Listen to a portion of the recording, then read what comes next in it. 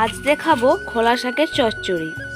এদিকে আমি শাকটা কেটে রেখেছি, আর ওদিকে গাজর, খোলা শাকের ডাঁটা এবার আলুগুলোকে কেটে রেখেছি। আর এখানে রয়েছে একটা বড় সাইজের পেঁয়াজ কেটে নিয়েছি, আর 4টে কাঁচা লঙ্কা ফালি করে নিয়েছি। আর শিলেতে ওদিকে আদা ও জিরেটা বেটে নেবো। গরম হয়ে গেছে, কড়াইতে তেল দিয়ে দেওয়া হলো। কড়াইতে আগে থেকে কেটে রাখা আলু, গাজর এবং শাকের ডাঁটাগুলো তুলে দিলাম, ভালোভাবে নাড়াচাড়া করলাম।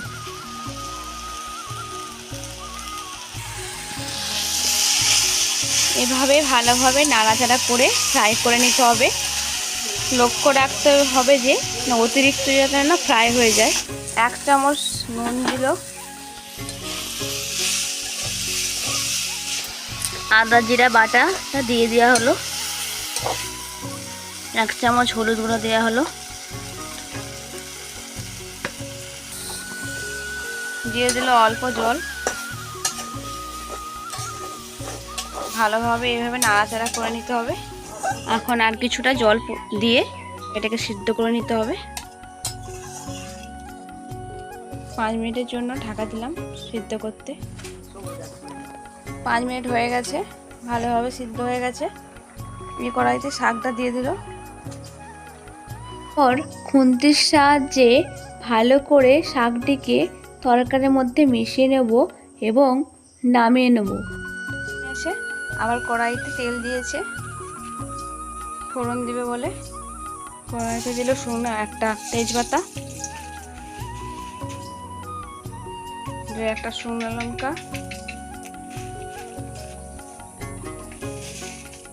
1 চামচ 5 ফোড়ন দিল, দিয়ে দিল 5 কাটা পেঁয়াজগুলো, একটা গোটা কাটা পেঁয়াজ ও 4টা কাঁচা লঙ্কা ফালি। ভালোভাবে ফ্রাই করে নিতে হবে, পেঁয়াজগুলো যাতে লাল লাল হয়ে যায়। এবার দিয়ে দিলাম গোটা 10 বড় বড়ি,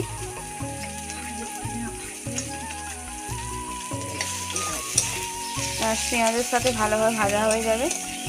ভালোভাবে বড়ি ও পেঁয়াজ কাঁচা লঙ্কাগুলো ভাজা হয়ে গেছে। এবার আমরা শাকটা তুলে দেবো। ভালোভাবে নাড়াচাড়া করে শাকের মধ্যে মশলাটা মাখিয়ে নিতে হবে। এভাবে আমরা একটা খুন্তির সাহায্যে আলুগুলোকে পিষে নেবেন, মাখা মাখা করে নিতে হবে।